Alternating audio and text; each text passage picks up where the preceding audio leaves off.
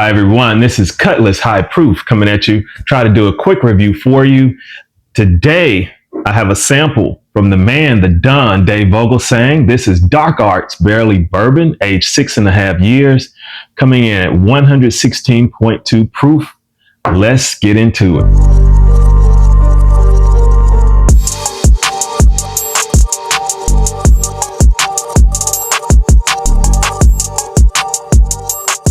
So again, this is a sample from Dave Vogelsang, Dark Arts Barely Legal Bourbon.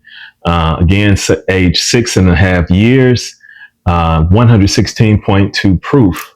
Now, Dark Arts is sourced, and this one is sourced from Indiana, so I'm going to assume it's MGP juice. Now, it has a mash bill of, I believe, 51% corn, 39% rye, and 10% malted rye. So it's actually a 2-grain bourbon. And I guess with those 2 grains and it being high rye, with rye being those 2 other grains outside of the corn, I'm assuming that's where they're saying it's barely legal bourbon. All right. Definitely appreciate the samples from Dave. Dave is such a great guy in the bourbon community.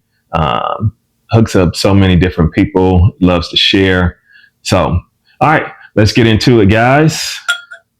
See what we got here. I've had some Dark Arts before.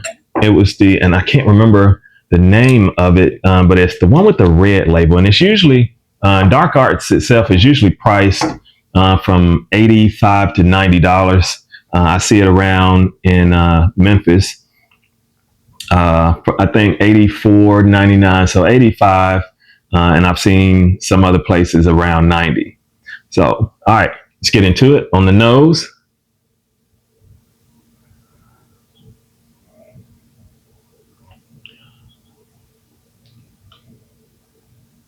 I can definitely smell the corn on the nose, which is weird with it being such a high rye.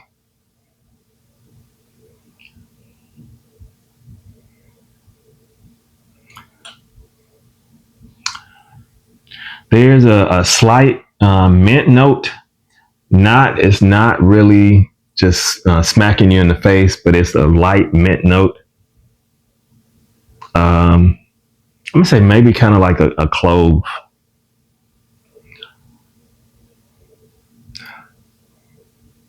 It's not grassy. You can see that it's not a lot of sweetness on the nose as far as like a caramel sweetness or vanilla sweetness. I guess with so much rye on it, but you think you would get some, coming from the barrel. There's a touch of sweetness, and I'm thinking it's from the corn. Maybe it's just me. I guess I may have talked it up. There's a light vanilla note that's there.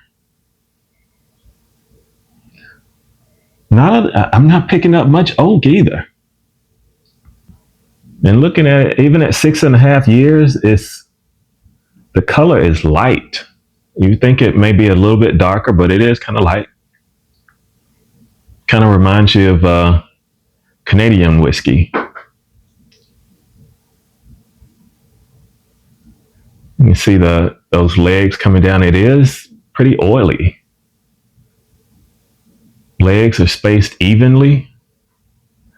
All right, let's get into it.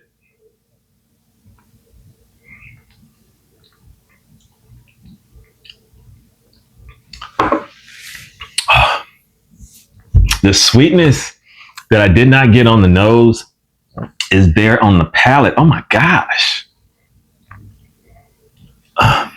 Where was this? Man. Oh my gosh. I mean, this is like seriously like vanilla ice cream on the palate. That is crazy. And it is crazy good. Man,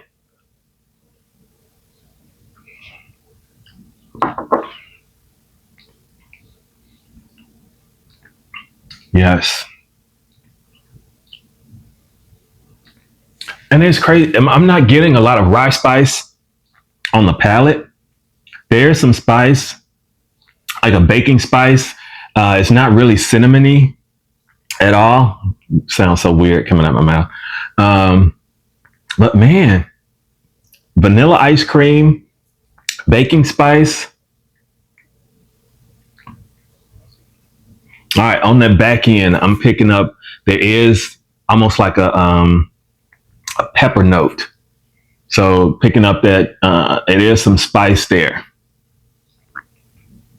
but it's not a cinnamon type spice.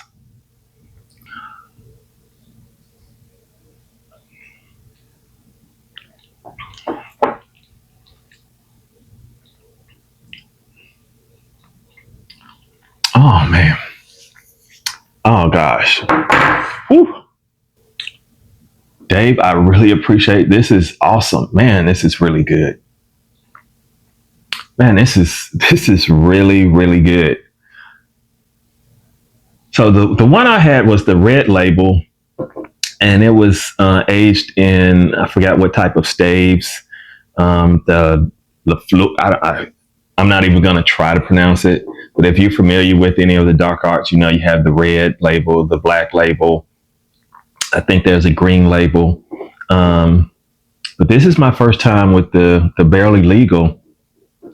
I was gonna definitely try to pick up the red label, but man, I think I'm gonna go for the black label. This is really, really good.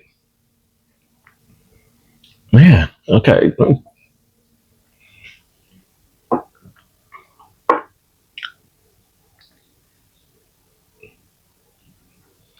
Now it seems the more I do get into it, that spice is starting to come forward.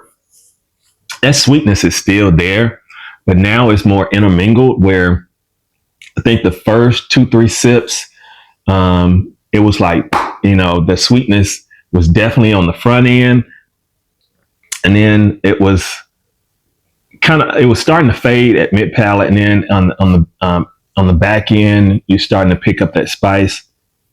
Now that I'm drinking it more, it seems to be more of an intermingle. That spice seems to be creeping up towards the front and more intermingled at mid palate and finishing off with the spice on the back end. Man, this is really, really good. I would definitely say this is a buy. If you come across this, I know most people may not like the price point, but if you come across this is definitely a buy.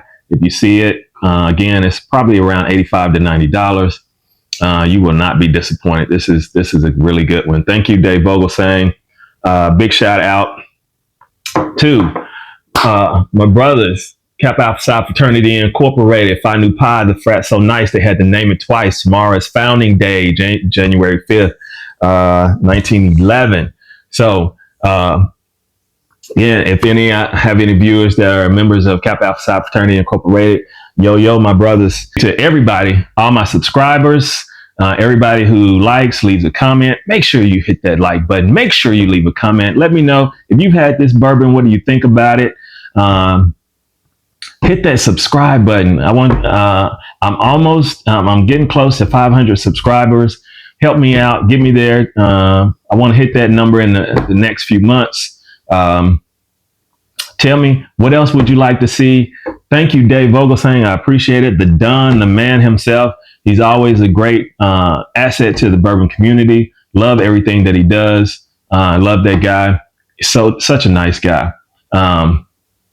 So if you see this on the shelf, make sure you pick up a bottle and thank Dave Vogelsang for that. All right, guys, this is Cutlass High Proof, and I am out.